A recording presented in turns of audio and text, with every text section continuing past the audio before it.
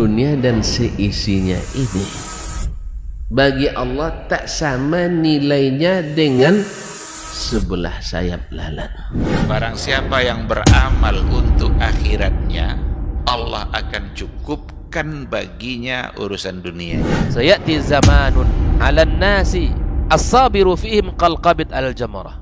Akan ada satu masa di akhir zaman yang berpegang teguh dengan agamanya seperti orang yang sedang memegang bara api.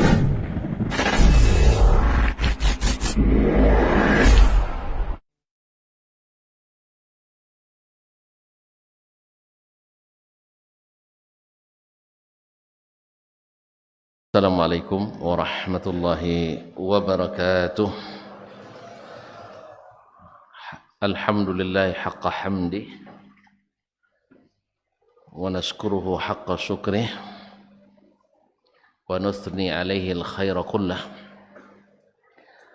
Ashhadu an la ilaha illallah wahdahu la syarika lah, syahadatan najati inda liqa'ih, wa ashhadu anna Muhammadan abduhu wa rasuluh tasdiqan wa imanan bi nubuwwatihi wa risalatihi sallallahu alaihi wa ala alihi wa ashabihi wa tabi'ina lahum bi ihsanin ila yaumil liqa'ih.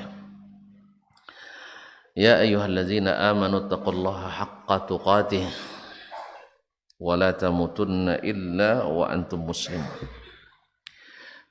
Kaum muslimin, kaum muslimat, hadirin wal hadirat wal musyahidin wal musyahidat, jemaah salat isya dan sebelumnya maghrib di Masjid Jannatul Firdaus, ataupun yang setia menyaksikan melalui media dimanapun berada.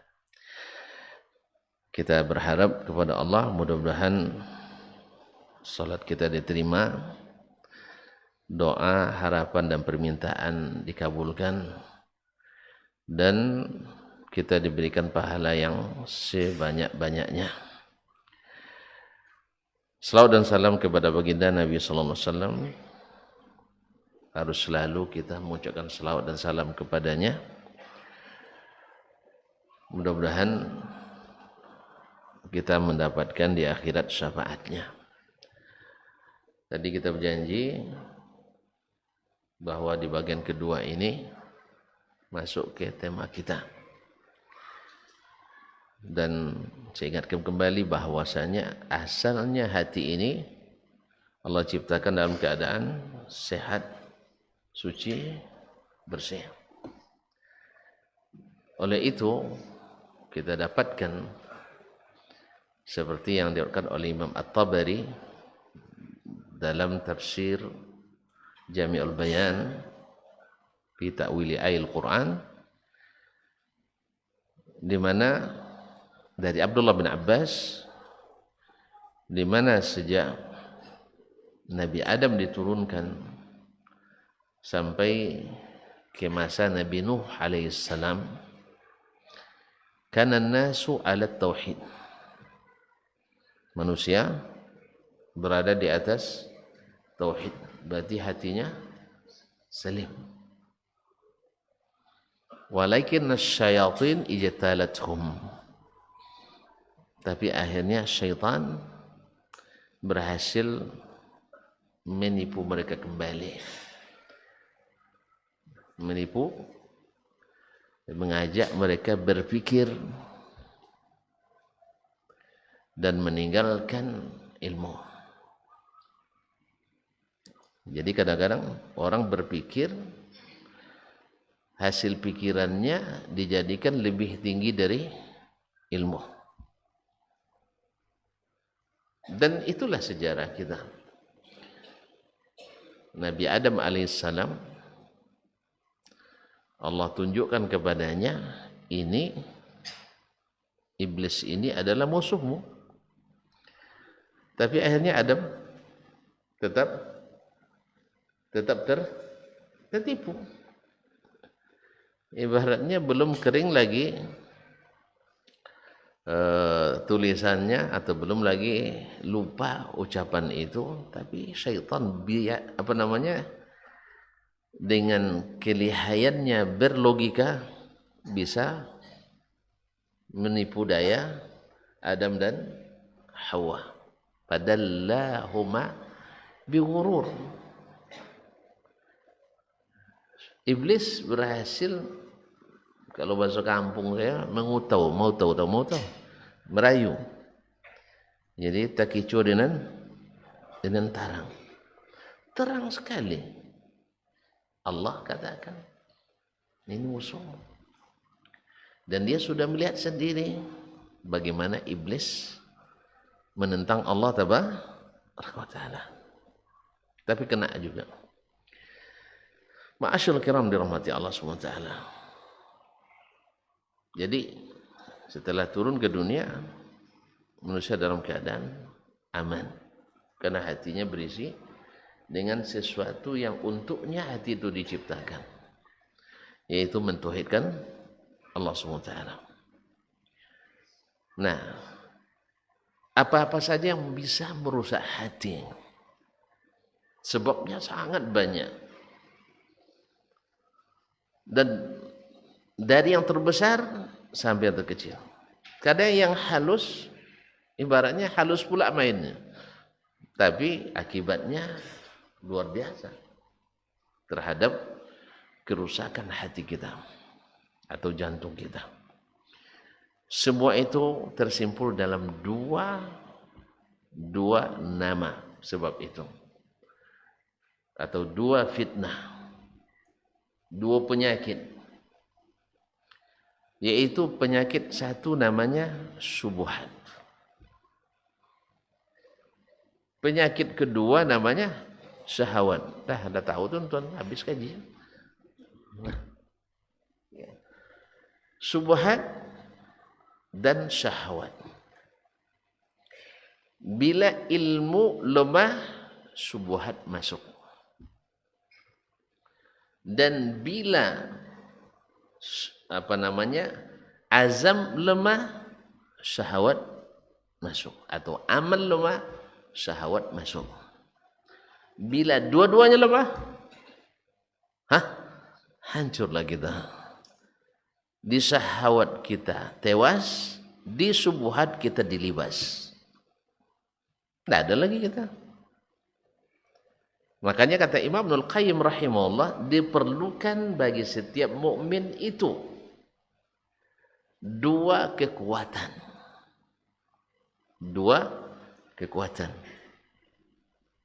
Satu kekuatan ilmu. Karena kekuatan ilmu itu menepis dia dari fitnah syubhat. Yang kedua, quwwatul amal. Kekuatan amal. Karena kekuatan amal itu menepis dia atau menepis darinya fitnah syahwat.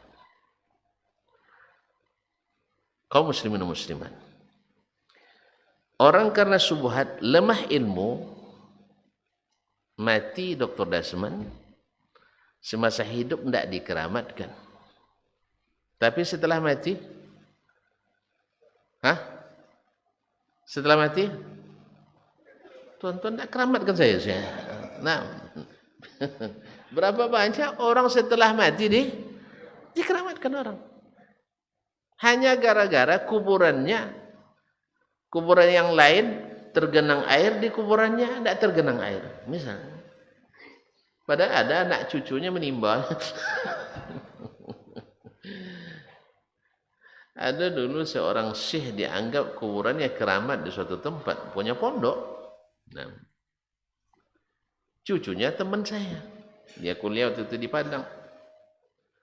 Ketika kuburan harus dibongkar karena ada proyek besar pemerintah, otomatis kuburannya harus dipindahkan. Karena kalau tidak tenggelam nanti, tidak bisa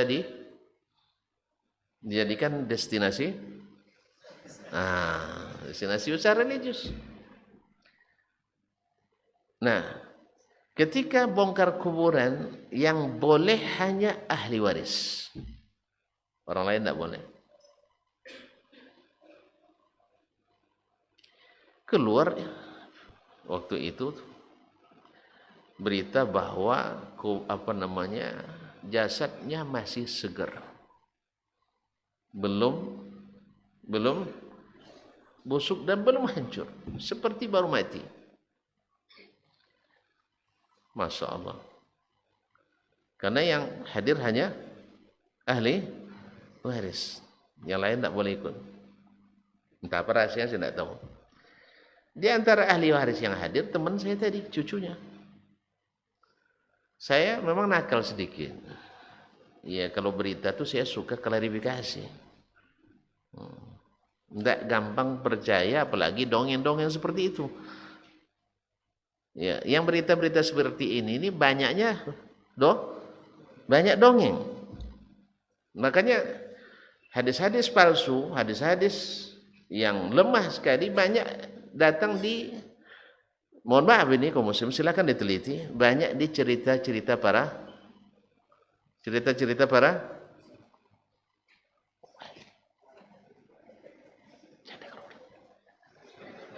kita aja, jangan sampai kedengaran orang. Nanti mau tahu tanya sama dia. Di cerita-cerita tentang iya, antum baca nanti kitab-kitab semacam Hilyatul Auliya wa Tabaqatul Asfiya atau Tabaqatul Sufiyya dan sebagainya. Bagi yang tidak selektif, angguk-angguk memang, karena memang menghibur kita banyak cerita-cerita sakti, apalagi kita lahir dari latar belakang sakti, ya kan? Bacaan kita kan komik 2-1, hafal semuanya. Semuanya tahu tuan-tuan ya. Saya kira saya aja yang tahu, ternyata tuan-tuan tahu semua, ya kan? Nenek bulan puasa dulu tuh menjelang berbuka kan, atau kalau di Bangkinang dulu di menjelang asar itu kadang-kadang lewat asar gara-gara mendengar nenek lampir. Terlambat lahir. Ya. Kalau tidak dengar berarti terlambat lahir. Tahun berapa lahir? 2002. Iya kan 90-an tuh ya, masih di pondok saya. Bukan awal 90-an. Dan cerita-cerita misalnya macam lah jawaban. Jadi gampang percaya kita dengan seperti itu. Karena memang pikiran kita penuh dengan ilmu-ilmu kesaktian mandraguna. Masuklah kaji. Ketika ilmu kita lemah tentang agama ini, maka cerita-cerita dongeng ini masuk pikiran. Jelas ya?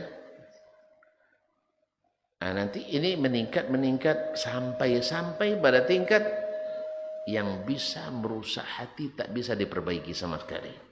Khatamallahu ala qulubihim. Ini gara-gara syubhat. Yang kedua, gara-gara syahwat. Berapa banyak orang yang secara ilmiah kokoh, kuat. Ya, kalau orang sudah di bidang ilmu, sudah mencapai gelar guru besar, berilmu apa enggak? Berilmu. Cuman kita lihat apakah ilmunya diamalkan atau tidak. Kalau tidak diamalkan, dia kena nanti di syahwat. Mohon maaf, tidak mungkin seorang profesor doktor misalnya tidak tahu yang namanya riba itu haram.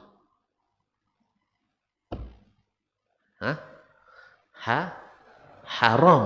Antum ragu bilangnya. Yang namanya riba itu haram.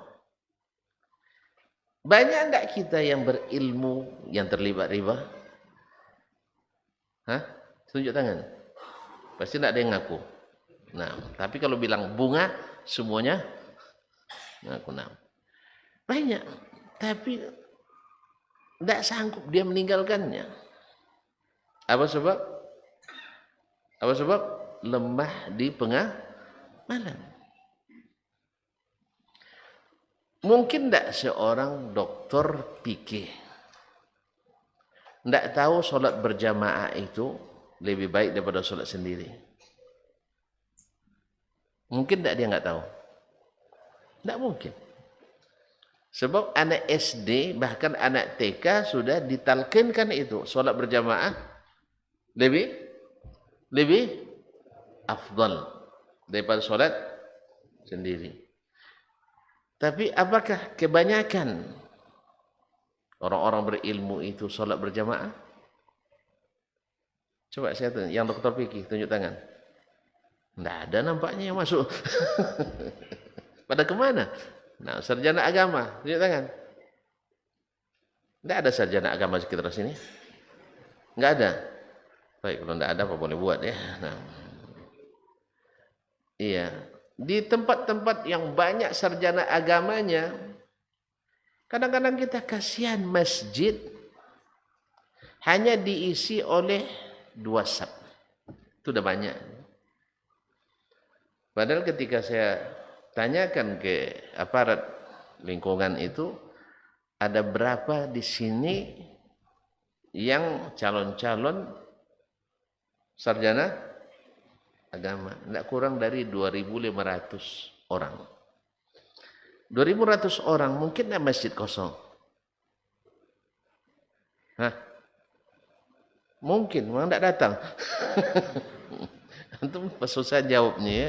Andainya mereka datang ke semua ke masjid, mungkin tidak masjid kosong? Ya tidak. Ini masjid berapa kapasitasnya?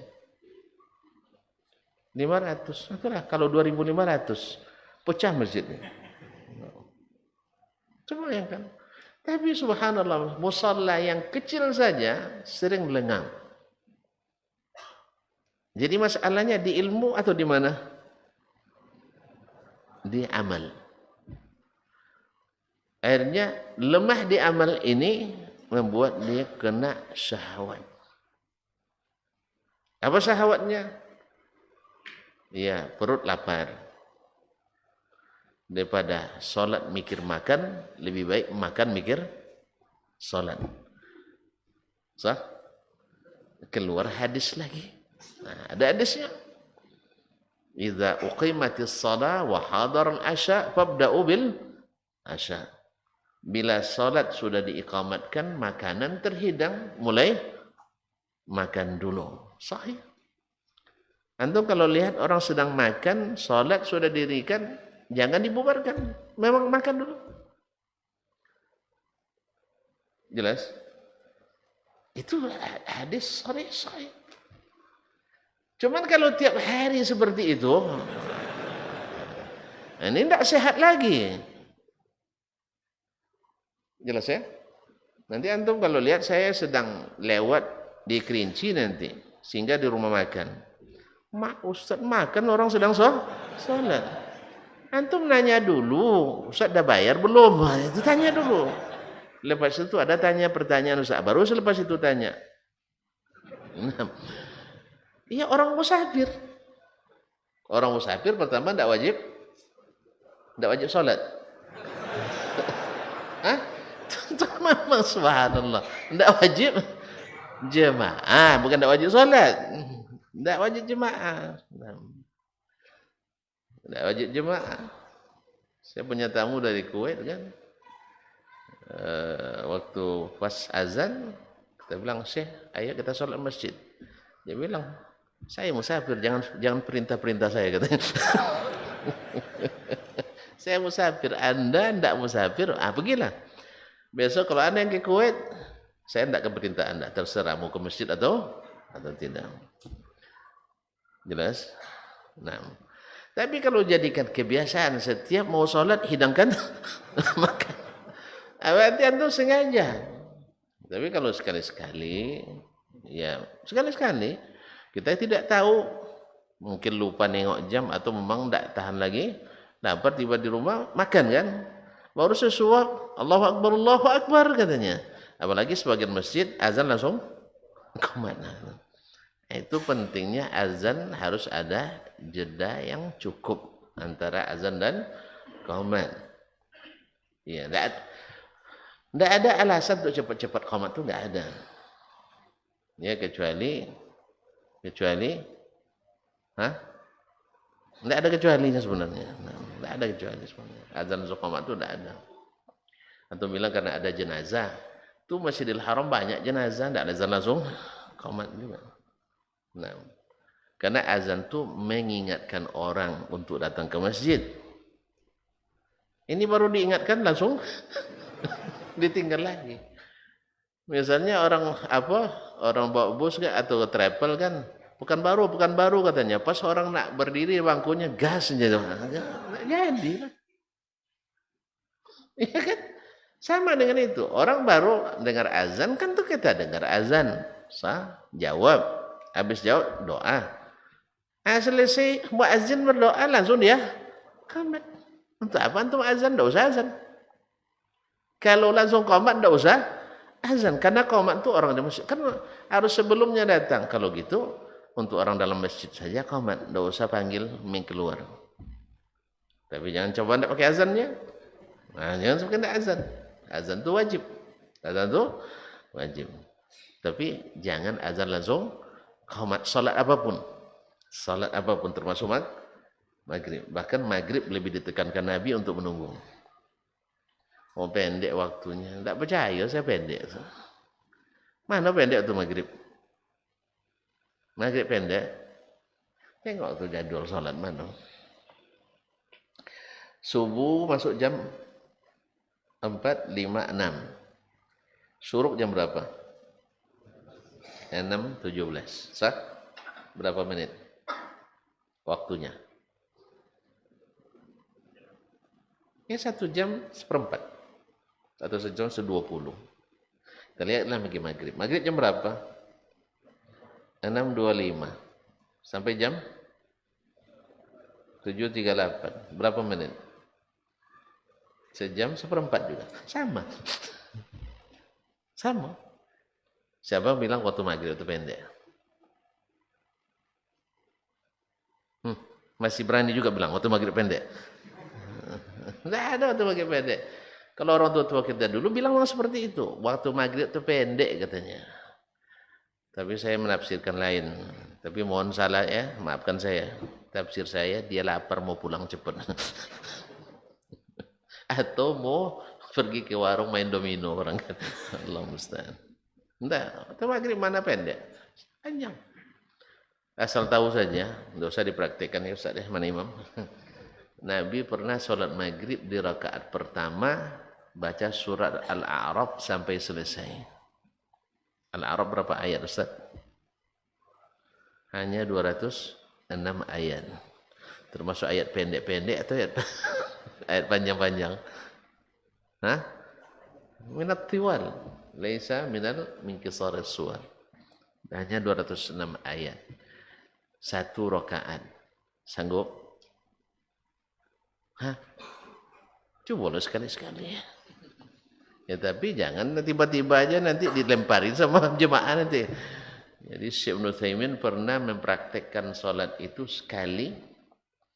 Dia sosialisasikan kalau tidak salah 2 bulan lamanya. Setiap hari diumumkan bahwa hari itu tanggal sekian jam sekian maghrib kita akan sholat dengan membaca surat Al-A'raf sampai selesai di rakaat pertama. Siapa yang punya hajat masuk atau hajat keluar, tahu bedanya hajat masuk hajat keluar? Hajat masuk makan, hajat keluar paham lah itu. Nah, maka jangan hadir, termasuk hajat menikah. Ya, sebab orang di sana nikahnya malam hari, walimahnya. Masya Allah. Boleh praktekkan. Masya Allah. Kapan selesainya? Selesai maghrib, langsung masuk waktu Isya. Ya, pas itu. Jadi dosa mereka dalam ketaatan. Berarti salat maghrib waktunya tidak pendek. Kembali ke yang tadi. Kaum muslimin dan muslimat, bila lemah di amal, maka kita akan meninggalkan perintah atau melanggar larangan. Itulah sebabnya Nabi kita alaihissalam diutus untuk satu, bawa ilmu untuk memerangi segala bentuk syubhat, dan membawa amal untuk menghadapi segala terpaan syahwat. Huwallazi arsala rasulahu bil huda wa dinil haqq liyudhhirahu 'ala ad-din kullih. Dialah Allah yang telah mengutus Nabi Rasulnya dengan apa? Al-Huda. Al-Huda ini di antara tafsirnya yang diriwayatkan oleh Mujahid dari gurunya Abdullah bin Abbas radhiyallahu anhuma, di antara tafsirnya Al-Huda al-ilmun nafi', ilmu yang bermanfaat. Kapan ilmu itu baru bermanfaat?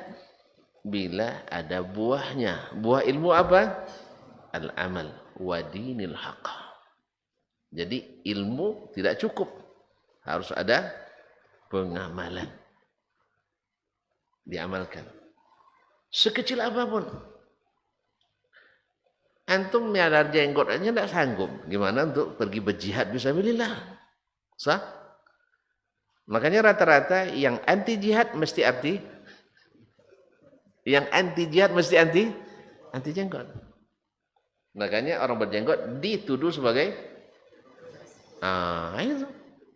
Dan biasanya yang bilang itu orang-orang yang tidak berjenggot.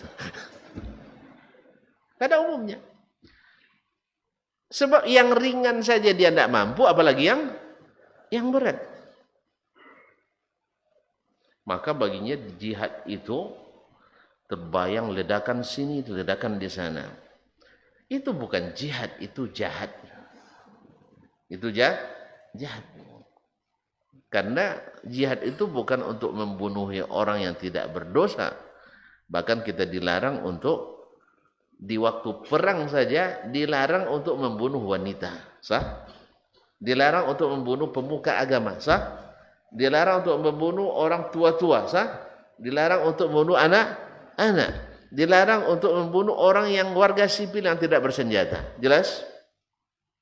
Ini enggak, orang tidak ada perang, tiba-tiba meledakkan sana sini. Itu namanya bukan jihad tapi jahat. Yang korban juga banyak orang Islam. Jelas?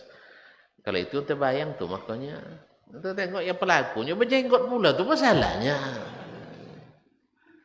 Itu masalahnya. Dikiranya asal sudah berjenggot pasti masuk surga. Sama juga keyakinan orang sebagian, asal sudah keturunan Nabi masuk surga. Tak boleh disalahkan, menyalahkan itu berbahaya. Kualat. Iya, kalau enggak, kita sudah diajarkan Abu Talib enggak ada gunanya nasab dengan Nabi. Abu Lahab apa lagi? Yang menyelamatkan itu kata Nabi SAW, ya Fatimah binta Muhammad, anqidhi nafsaki minan nar. Wahai Fatimah, anaknya Muhammad. Dia tidak sebut anak Rasulullah. Kenapa? Kenapa tidak disebut anak Rasulullah? Sebab kerasulan tidak diwariskan. Paham? Paham? Nasab diwariskan, kerasulan tidak.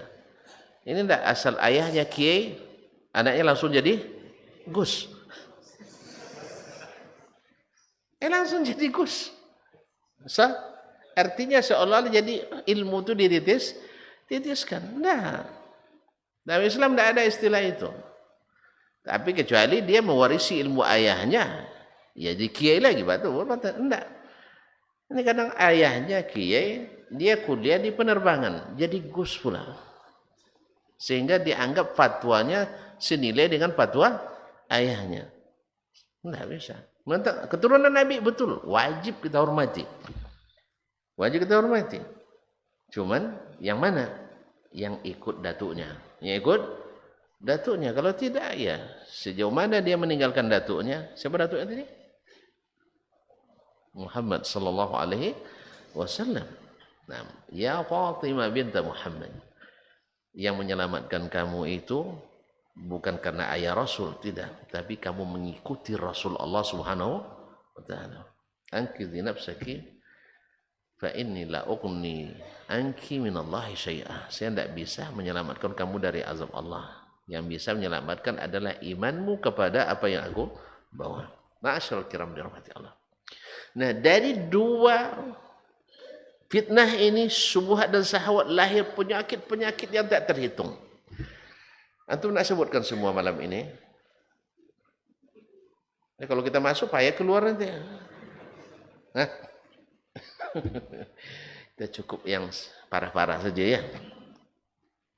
Saya sebut parah, tapi dia menjangkiti banyak umat manusia. Bahkan tidak berlebihan kalau saya katakan kebanyakan umat manusia terjangkiti oleh penyakit itu. Baik penyakit syubhat maupun penyakit syahwat. Kalau saya tanya sekarang tuan-tuan dan perempuan, berapa penduduk dunia?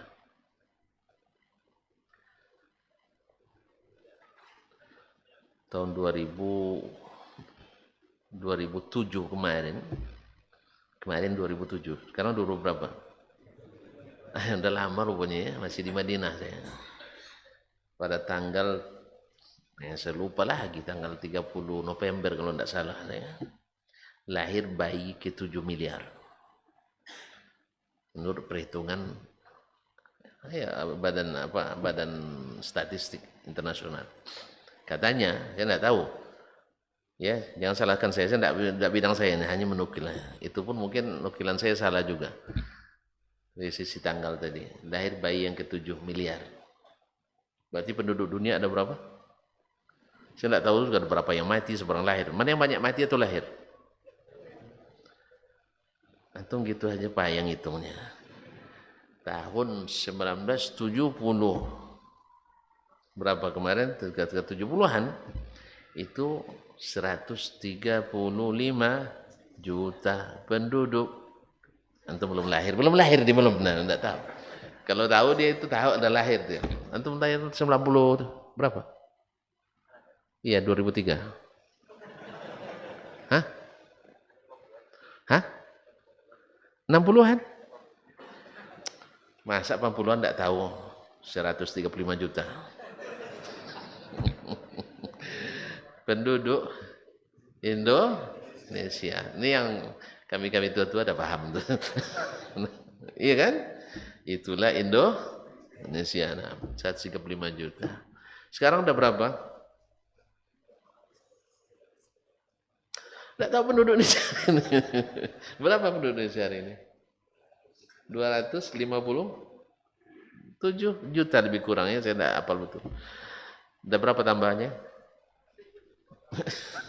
Lebih 100 juta. Nah, kalau gitu banyak yang lahir atau yang mati? Bingung atau ya? Banyak yang lahir atau yang mati? Banyak yang lahir. Nah, banyak yang lahir daripada yang mati. Alhamdulillah. Berarti sekarang lebih dari 7 miliar? Lebih. Nah, berapa orang yang tidak musyrik? Kira-kira, jangan angka pasti tidak ada, kira-kiranya. Yang jelas, yang pasti tidak musyrik umat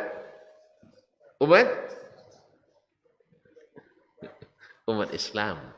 Ya, pada asalnya orang Islam itu tidak syirik.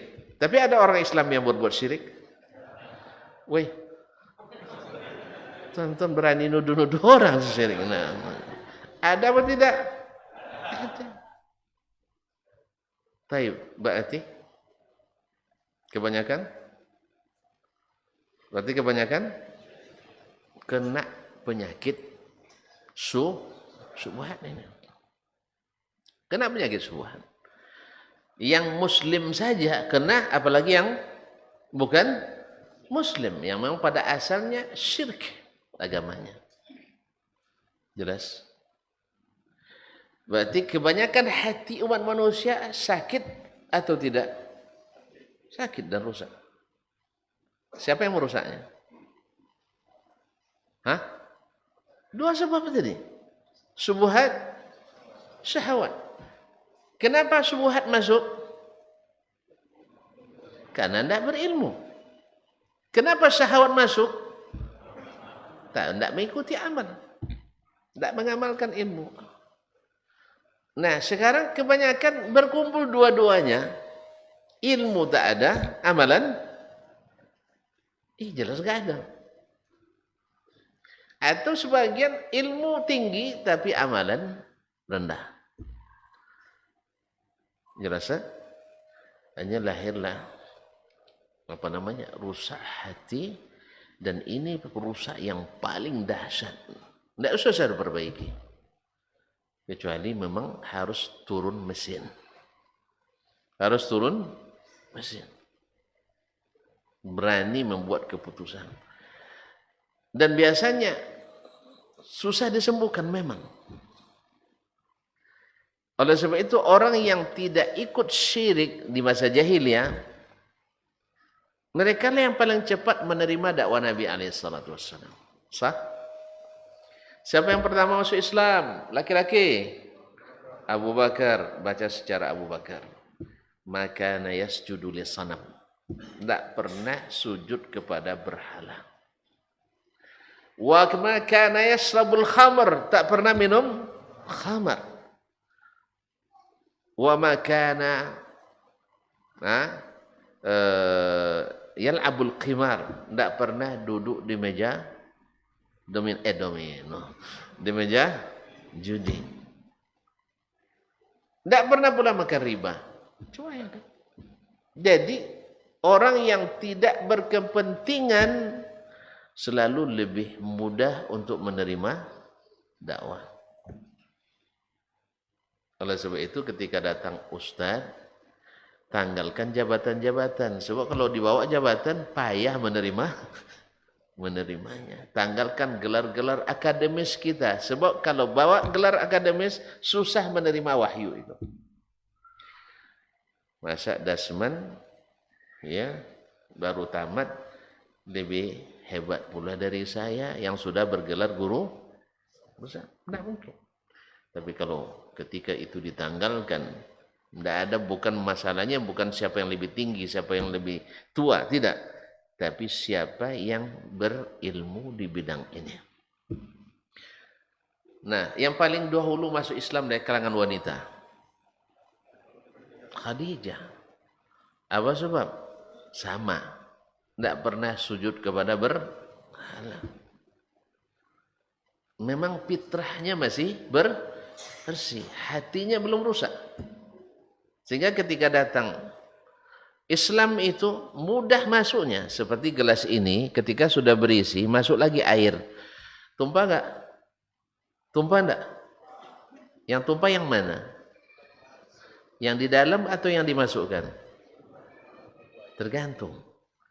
Kalau materi yang di dalam lebih padat, yang tumpah airnya. Tapi kalau yang dituangkan lebih padat, yang tumpah. Tidak pernah belajar fisika kimia, nampak. Tidak pernah belajar rumus sinus kosinus tangan. Saya ulang kembali. Antum masukkan ke dalam gelas ini penuh nih. Kita masukkan mikrofon. Yang tumpah air atau mikrofonnya? Dah paham? Paham? Jadi kalau seandainya di dalam ini madu. Tahu madu? Ya, madu ini pasti tidak asli. Nah, jadi kaum muslimin dan muslimat, masukkan madu, masukkan air putih. Yang tumpah mana? Airnya. Kenapa? Madu lebih padat.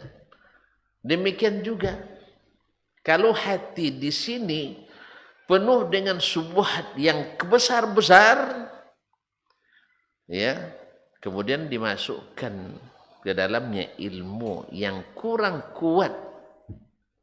Kan kekuatan itu kan, ayat itu kuat sebenarnya, hadis itu kuat, cuman yang memasukkan kadang tidak kuat, tidak sabar.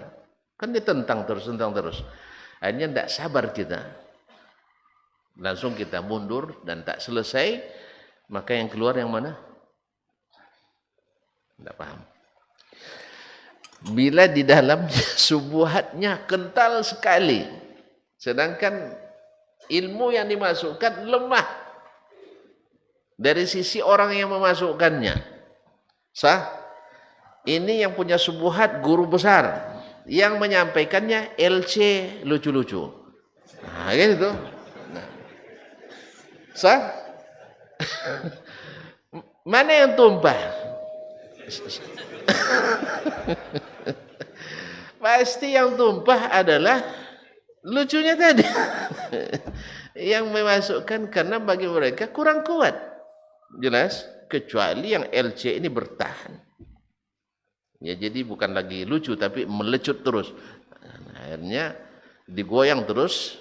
Akhirnya tumpah juga yang di dalam. Lalu dibersihkan dengan air bersih ini. Baru masuk. Jelas? Sedangkan sahabat-sahabat yang lain yang pernah terlibat di subuhat jahiliyah, ketika datang dakwah, mereka awalnya merasa terganggu kepentingannya. Enggak tahu enggak dia. Ini patung ini dari Syam dibawa jauh-jauh nih katanya. Ini produk Syam. Kan itu dibawa dari Syam oleh Amir bin Lu'ay al-Khuzai dulu. Dan bagaimana banyak lagi kalau kita terima dakwah Muhammad, hegemoni kita, supremasi, kesukuan kita akan jatuh menurutnya. Karena suruhnya tunduk ke Bani apa? Bani Hashim. Kalau yang di ulang Quraisy bilang ini orang Quraisy.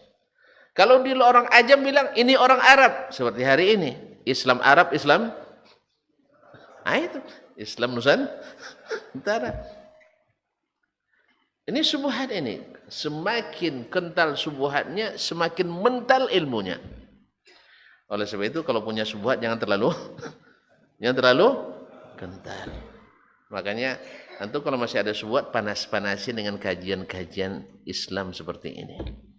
Ngaji terus. Lama-lama nanti mencair. Apa yang kau rasakan? Enggak paham juga. Nah, ini milenial semua depan. Lahirnya di bawah tahun 2000. Apa yang kau rasakan? Ku rasakan juga. Awal menerima ilmu ini, iya kan? Berat. Bapak rasakan kan? Makanya apa yang Bapak rasakan? Ku rasakan juga. Nah, berat tantangannya. Ini pakai jubah ini, tuan-tuan. 2 tahun saya berjihad untuk bisa makainya. Iya.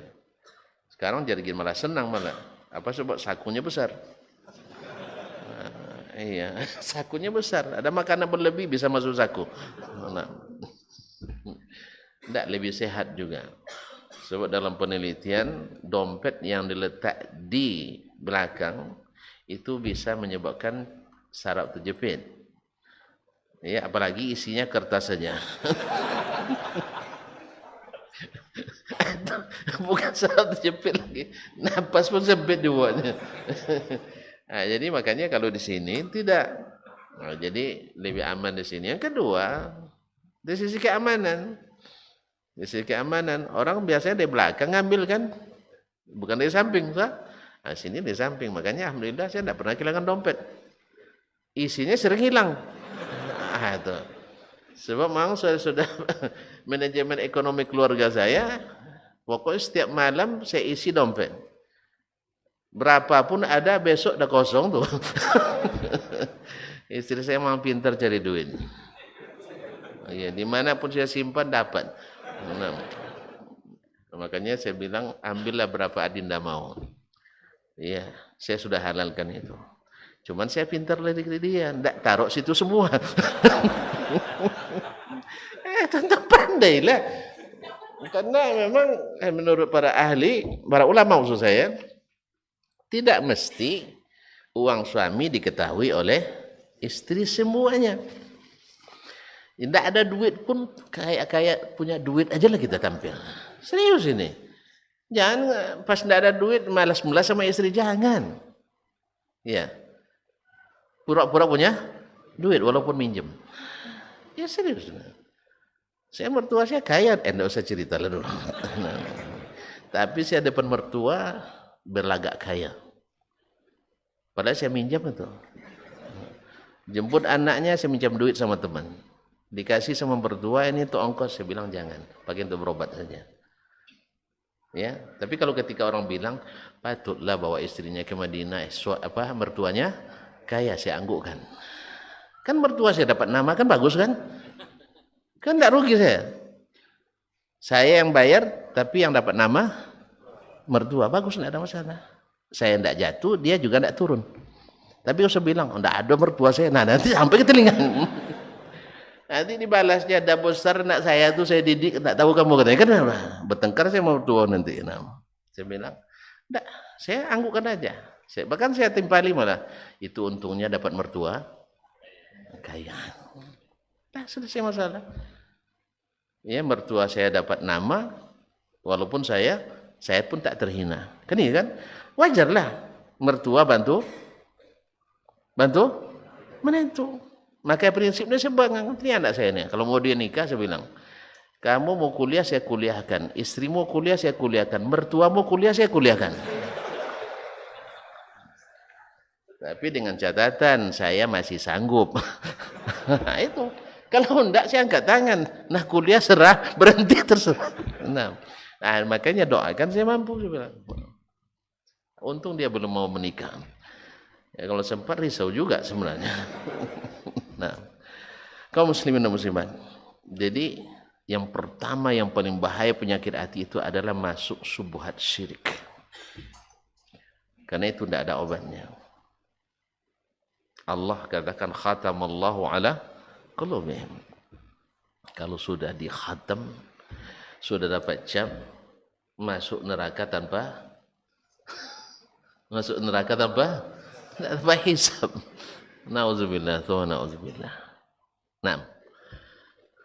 Nah, di bawahnya masuk juga, dan masuk di dalamnya adalah kekufuran, kesyirikan, kemunafikan. Orang munafik itu tak pernah tentram.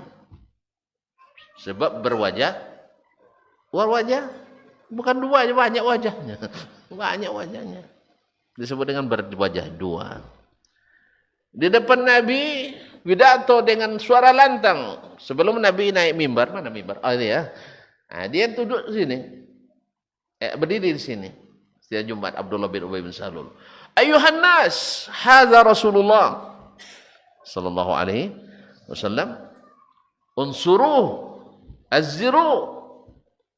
Makanya Masya Allah bantu dia. Ini hadiah dari Allah SWT untuk kita. Harus kita bantu. Padahal hatinya manyang-manyang nengok Nabi itu. Ya. Nah, ketika terjadi perang Uhud, dia tarik sepertiga pasukan kaum munafikin. Nah, besok Jumat setelah Uhud, dia maju lagi tarik sarung semua orang. Duduk katanya, kami dah tahu siapa Anda. Nah, dah tahu. Padahal sebelumnya tanpa disuruh Nabi. Nabi kan orangnya subhanallah. Nabi itu luar biasa kaum muslimin. Dalam mengenangani kesalahan, tidak seperti kita. Awak kawan sama ngaji, dah 10 tahun sama ngaji, habis itu foto sama Ustaz Dasman. Tidak jelas manhajnya. Ya, 10 tahun antum ngaji bersama, tiba-tiba gara-gara berfoto sekali dengan Ustaz Dasman, tidak jelas manhajnya. Apa maksud manhaj? Paham tak? Paham tak? Atau gara-gara terlambat sholat asar sekali, tidak jelas apa manhajnya yang antum tahu? Ini tidak benar kaum muslimin. Nabi alaihissalatu wassalam dengan orang munafik sendiri tahu dia nama-nama munafikin itu. Disebutkan pada Huzaifah. Tapi Nabi menghindari fitnah yang lebih besar. Apa itu? La yaqulun nas anna Muhammadan yaqtulu ashabah. Nanti jadi fitnah. Ngaji di situ tidak ada orang pandai golak artinya. Tidak paham bahasa Arab tuh, itu bahasa Arab tuh. Kalau ngaji di masjid itu tidak ada yang pandai senyum. Kan ada yang katanya mantan salafi dia katanya. Di luar masjid senyum-senyum sesamanya, masuk masjid gitu tidak pandai senyum. Dari tadi tonton senyum saja terus. Tapi katanya tidak pandai senyum. Akhirnya jadi fitnah. Karena apa? Karena sebagian baru ngaji 2 hari, semua orang Islam tidak dijawab salamnya. Nah, ini kan keliru kaum muslimin. Di mana Nabi, tuan-tuan tahu yang namanya hajr, yaitu meninggalkan orang yang bersalah, diboikot. Itu bukan sembarangan, itu terapi akhir, bukan terapi awal. Ini ndak ngaji 2 hari, ustadznya dulu yang ngajar di pondok, ndak disaponya lagi. Ustadz ahli bid'ah katanya. Dia ndak tahu apa mahwal bid'ah, ndak tahu dia definisinya. Nauzubillah. Kaum muslimin dan muslimat. Karena Nabi SAW terapi orang munafikin dengan cara yang sangat hikmah. Seperti karena dia bersyahadat. Maka siapa yang bersyahadat kata Nabi, faqad asama minni nafsahu wa malahu wa irdahu. Siapa yang bersyahadat terjaga darahnya, terjaga harta, terjaga kehormatannya illa bihaqqil Islam. Kecuali dia melanggar hukum Islam yang wajibkan ini dan sebagainya. Jadi sudah berapa tuh? Boleh. Subhat syirik. Apa lagi? Kekufuran, kemunafikan. Ini sebesar-besar subhat. Sekarang ditambah lagi dengan subhat, kita bebas memilih agama apapun yang kita inginkan. Rasanya dalilnya la ikraha fid din. Faman syaa'a falyu'min wa man syaa'a falyakfur. Subhat lagi. Kenapa subhat ini masuk dan diterima oleh mereka? Karena tidak ada ilmu tadi. Mereka mengira hasil pemikiran manusia itu adalah ilmu. Pada pikiran itu hawa. Kalau tidak didukung dengan wahyu. Ma'asyiral kiram dirahmati Allah. Subhat lagi. Jadi kalau subhat itu saya mengibaratkan Al-Quran dan hadis kan air bersih. Sedangkan subhat itu seperti setetes kotoran. Apa misalnya? Antum tahu oli bekas. Kalau saya masukkan setitik ke dalam gelas ini, antum mau minum lagi enggak? Kenapa? Lebih banyak airnya. Lebih banyak airnya. Begitulah subuhat itu merusak dalil. Walaupun dia hafiz Quran, walaupun dia hafiz hadis, walaupun dia pakar tafsir, walaupun dia pakar hadis, walaupun dia pakar fikih, bahkan mungkin pakar akidah, tetapi ada subhat di dalamnya, maka akan merusak, mengacak-ngacak semuanya. Oleh sebab itu, maka para ulama kita dan sebelumnya Nabi kita dan sebelumnya Rabb kita melarang dekat-dekat dengan tempat subhat. Jangan dengar subhat. Kalau orang kerjanya nebar subhat, jangan didengarkan. Sebab nanti yang jelas jadi kelam. Yang jelas jadi buram akibat daripada subhat. Ketika kita dengarkan Al-Quran, dengarkan hadis, misalnya nanti dalam hadis sebutkan Allah turun ke langit pertama di sepertiga malam terakhir. Apa tujuan Nabi menyebutkan itu? Supaya kita imani. Dan dari iman itu kita mau bangun di malam hari. Berdoa, salat, istighfar dan sebagainya. Tetapi ketika ada subhat dalam hati, hadis ini ditolak. Dengan subhat juga, hadisnya hadis ahad. Kemudian kalau bikin malam yang mana yang dimaksudkan? Malam Amerika kah atau malam orang Papua? Beda kan sepertiga malamnya? Beda. Baik. Ini beda menurut hukum alam atau menurut hukum Allah? Hukum alam. Sedangkan turun itu hukum Allah atau hukum alam? Hukum Allah. Nah, subuhan antum itu membuat antum mendahulukan hukum alam daripada hukum Allah Tabaraka Ta'ala. Subuhan ini yang membuat orang tu menolak Allah tu turun. Lalu sebenarnya kita jawab dengan mudah sekali.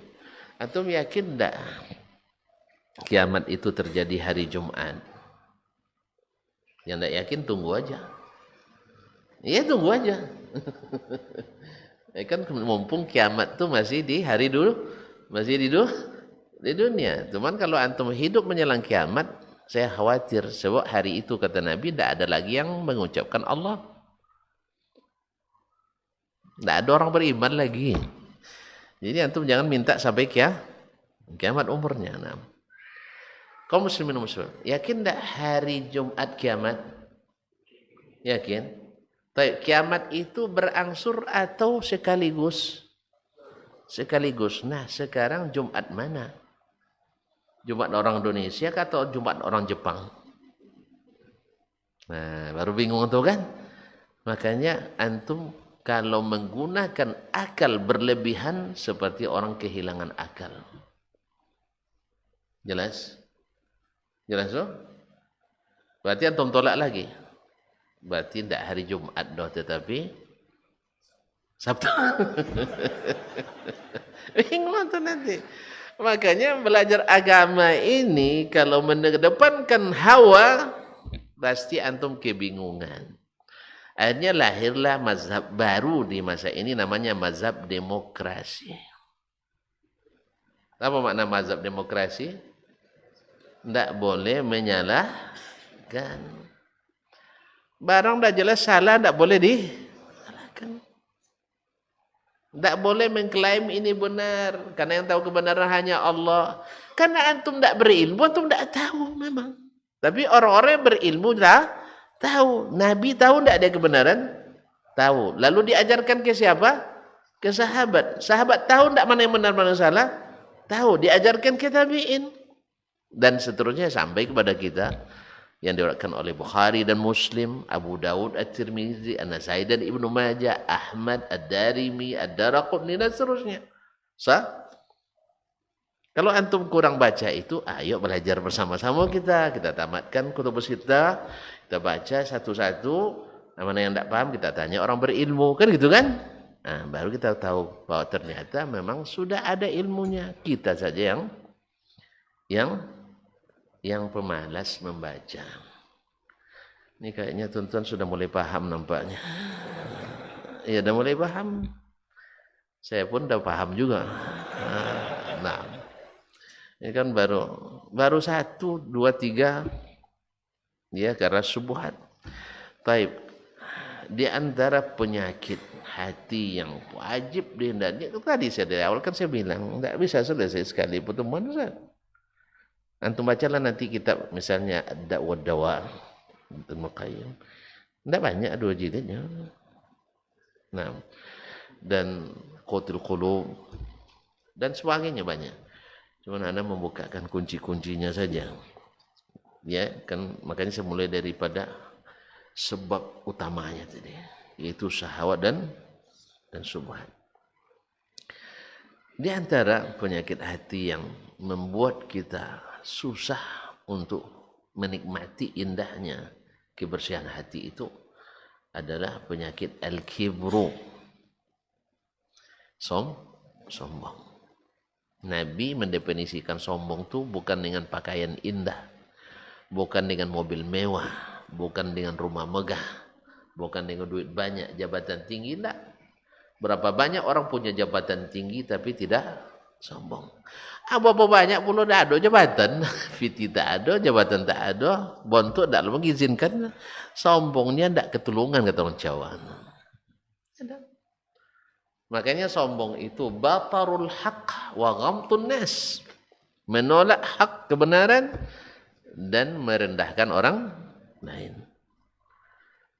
Itu yang dulu membuatkan iblis tidak mau tunduk pada Allah. Karena sombong. Abawas takbar. Itu yang membuat Fir'aun tidak mau mengikut Nabi Musa setelah jelas ayat dan tanda mukjizat. Naam. Wastiqanatha anfusuhum apa namanya? Fakafaru biha wastasqanaha anfusuhum uluwan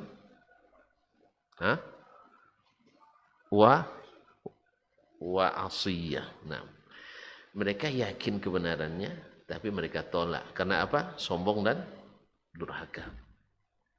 Sombong dan durhaka. Jadi kesombonganlah yang membuat Abu Jahal tidak mau mengikrarkan kebenaran itu. Dan seterusnya.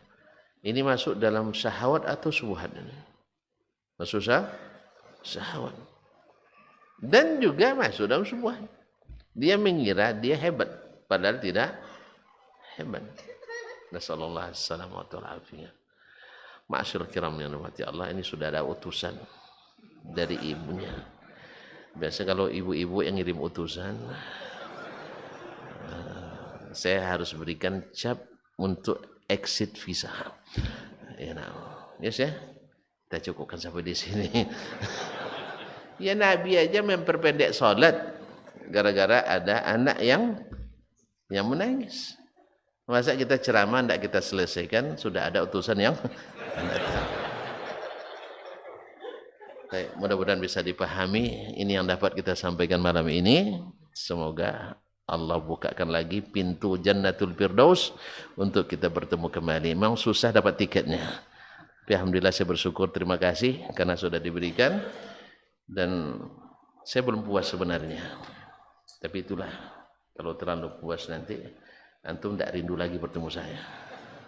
Ya biarlah pas-pas sedang senang-senangnya saya permohon diri, sampai jumpa kembali. Pertanyaan nggak ada. Sebab dia kata pertanyaan, jawabannya sama dengan Tidak ada 10 menit saja. Pertanyaan sama ustaz-ustaz yang ada di sini atau yang rutin ke sini. Ya sebab kalau dia salah jawab nanti bisa besok diralat. Kalau saya nanti sekali 2 tahun dah pergi kemana tuan-tuan, nanti saya pasti yang perbaiki merevisinya. Tapi kalau dipaksa juga saya terima walaupun tidak dijawab nanti. Oh pertanyaannya aja 10 menit. Ayo silakan. Silakan. Ayah. Waalaikumsalam warahmatullahi wabarakatuh. Ya.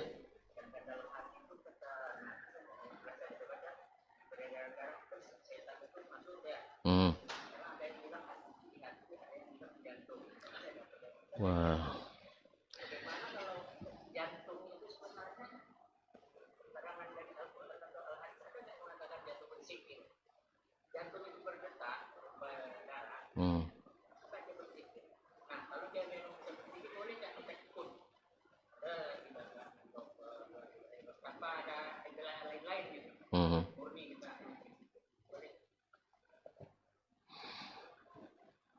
Ini bisa 2 jam.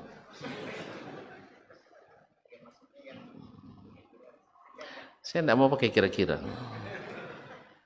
Saya sebutkan dalilnya semua. Siap 2 jam? Hah? Tidak siap. Anggokannya tidak pasti. Barakallahu fiik, pertanyaan, Masya Allah. Apakah kita boleh mengikuti detak jantung dalam berzikir? Caranya gimana?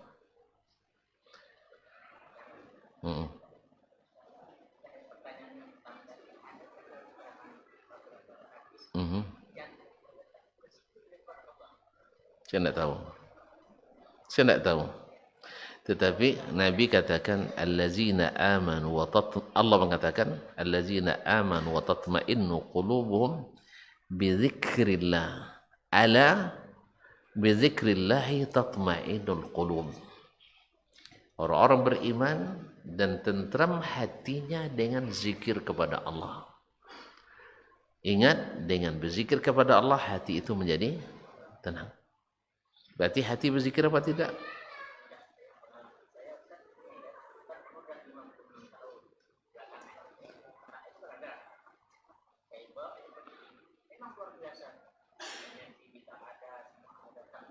Taib, berapa kali detakan sehari? Biar saya nak praktikkan pula.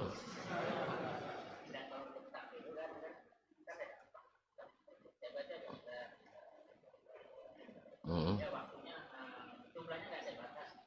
Hmm. Jadi dihitung detak di sini. Pegang terus.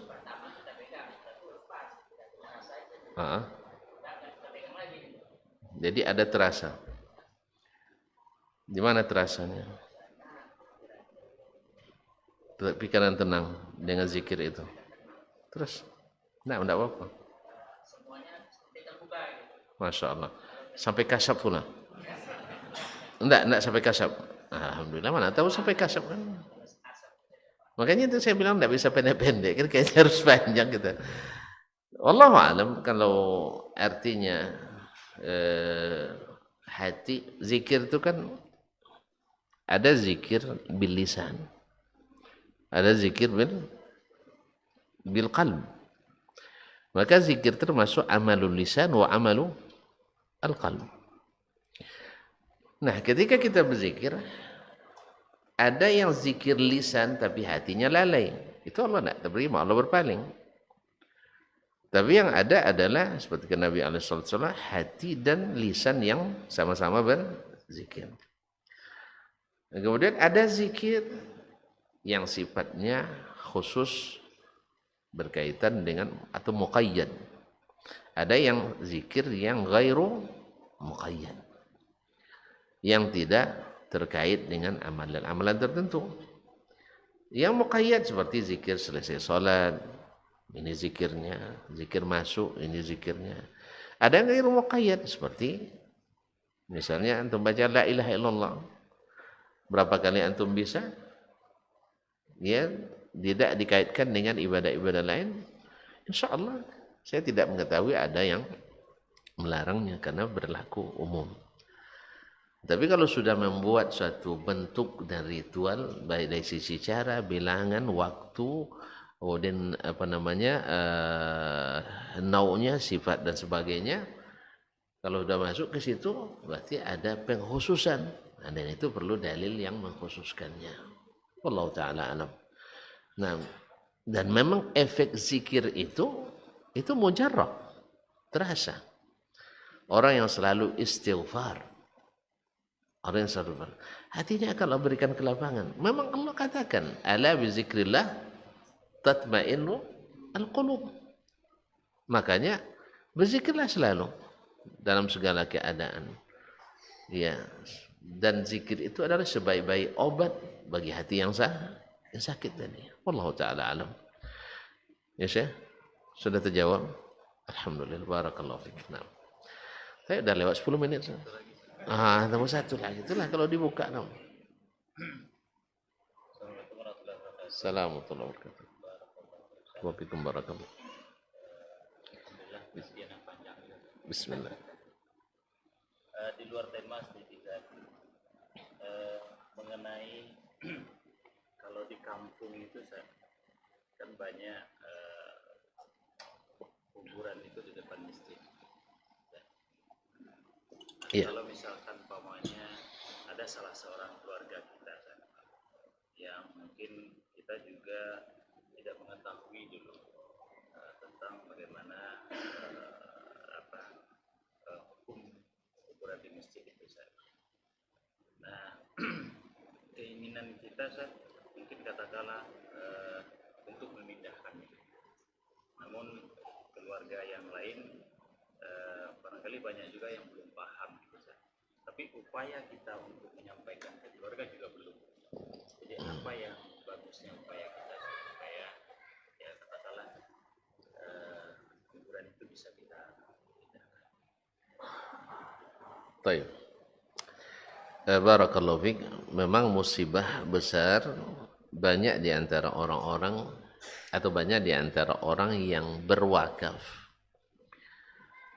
Dulu minta dikuburkan di tanah tempat yang dia wakafkan itu. Dan rata-rata tanah wakaf itu dulu kalau tidak untuk kuburan berarti untuk masjid. Tidak kuburan, masjid. Nah, dan tidak tanggung-tanggung pula minta dikuburkan di depan mihrab. Ya kalau dia minta misal belakang sana, saya di sudut sana lah. Tapi jangan lupa corong mic harus ke saya ya. Misalnya tidak ada masalah. Kan alasannya bahasa kampung saya dulu biar terdengar juga orang azan, orang sholat, orang ngaji kan itu kan. Nah, kalau menurut yang ilmu yang kita ketahui, kalau antum tidak ngaji semasa hidup tambah sedih antum nanti di kuburan. Ya tak? Orang yang tak bersedekah masa hidupnya masuk kuburan tambah sedih. Ditambah lagi dengan sebagian ustaz-ustaz kita dulu, buya-buya kita dulu membolehkan itu kalau tanah milik sendiri. Nah, padahal dua-duanya kita tidak mengetahui dalilnya. Justru dalil melarang lebih daripada dalil yang membolehkan. Oleh sebab itu, dalil melarang lebih jelas daripada dalil yang membolehkan. Akhirnya tidak sedikit kuburan ada di masjid. Akhirnya menjadi pekerjaan bagi ulama untuk menjawab pertanyaan-pertanyaan. Dan pasti sudah lazim sesuatu yang keluar dari jalur utama, kebijakan ulama tidak sama. Mesti terjadi khilaf. Nah, dalam hal ini pertama ijma', tidak ada khilaf, tidak boleh membangun atau membuat kuburan dalam masjid atau masjid di dalam pekuburan. Itu tidak ada khilaf. Yang kedua, tidak ada khilaf bila seseorang solat menghadap kuburan dengan niat menta'zim orang yang ada di kuburan itu. Itu juga tidak ada khilaf bahwa solatnya tidak sah. Dan juga tidak ada khilaf yang saya ketahui orang solat di atas kuburan. Di tanah pekuburan dia solat dalamnya juga tidak ada khilaf. Atau solat di masjid yang di dalamnya ada kuburan. Nah, sedangkan yang solat di masjid yang di depannya ada kuburan.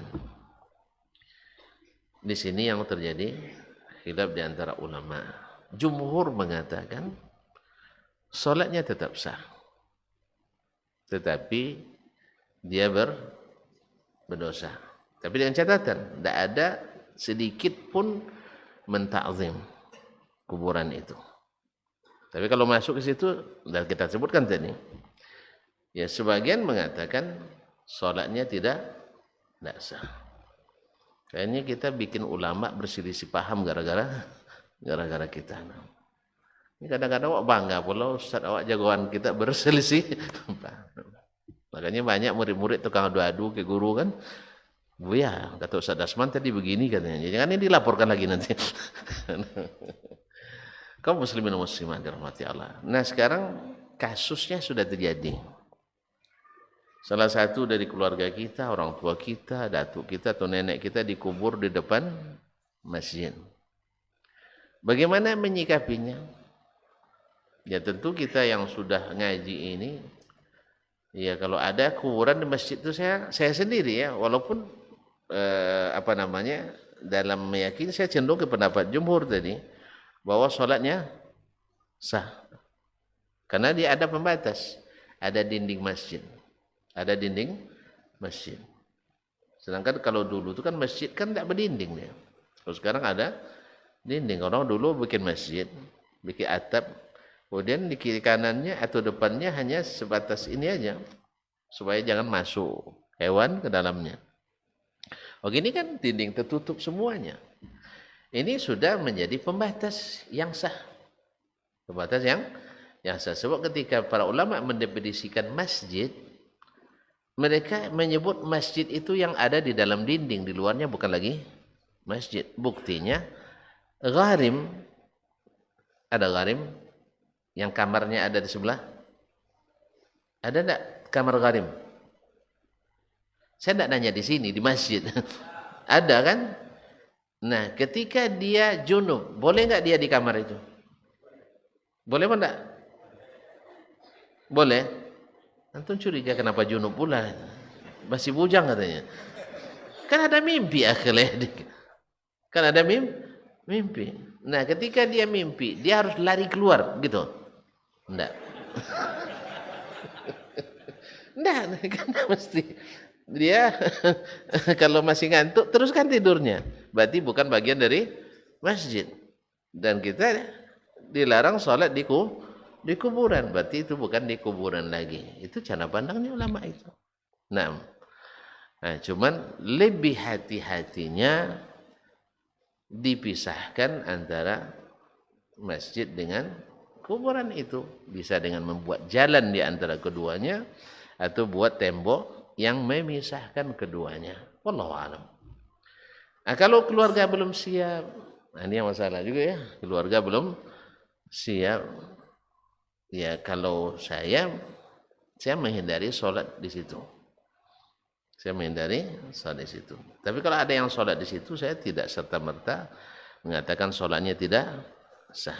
Karena yang seperti itu, pendapat ulama yang mengatakan melarang itu, yaitu sholatnya tetap sah, tapi dia berdosa. Dia berdosa. Wallahu ta'ala alam. Ini berat kayaknya ini. Jangan-jangan kena laporkan lagi saya nanti. Karena kaum muslimin dan muslimat dirahmati Allah. Ini masalah sudah terbuka dalam kitab-kitab fikih, bukan masalah baru dari dulu sudah bahas. Jadi masalah yang seperti ini kalau dia memang di luar, di depan atau ini, saya memilih untuk tidak salat. Sebab saya ingin keluar dari segala khilaf. Kalau antum bisa untuk seperti itu silakan. Nah, tapi yang cara yang terbaik tadi dipisahkan dari tanah masjid tadi dengan dinding atau tembok. Wallahu ta'ala alam. Tidak boleh juga di tembok. Hah? Di tembok tidak mau juga. Di pagar. Seperti masjid kita ini, persis langsung di depannya itu. Iya, tapi tidak mau di pagar. Karena dia Lengket. Subhanallah, kaum muslimin muslimat. Orang untuk bikin jalan, mau tidak mereka pindahkan kuburan? Mau tidak? Ini mau diaspal ini. Mau tidak? Mau. Masa untuk rumah Allah dia tidak mau? Jalan tidak bisa di situ, bisa dialihkan tempat lain. Tapi kalau masjid dialihkan banyak biayanya. Mana yang lebih besar? Kuburan dialihkan atau masjid? Tidak, kuburan mahal juga Ustaz. Itu granit itu. Antum salah sendiri. Kenapa bangun kuburan? Kuburan bukan untuk dibangun. Nah, kalau tadi lagi tambah lagi fatwa kalau di tanah sendiri boleh dibangun, kan? Itu masalahnya. Fatwa-fatwa yang tidak berdalil itu akhirnya diikuti kebanyakan masyarakat. Kan ditambah lagi ada kepentingan tukang bikin keramik. Kalau dengar kajian seperti ini, ya dia risau, dia ini kayak yang bunuh saya nih katanya. Nah, tidak ada rezeki. Nah, wallahu ta'ala alam. Itu yang dapat saya sampaikan. Mudah-mudahan bermanfaat. Wabillahi taufiq wal hidayah. Wassalamualaikum warahmatullahi wabarakatuh.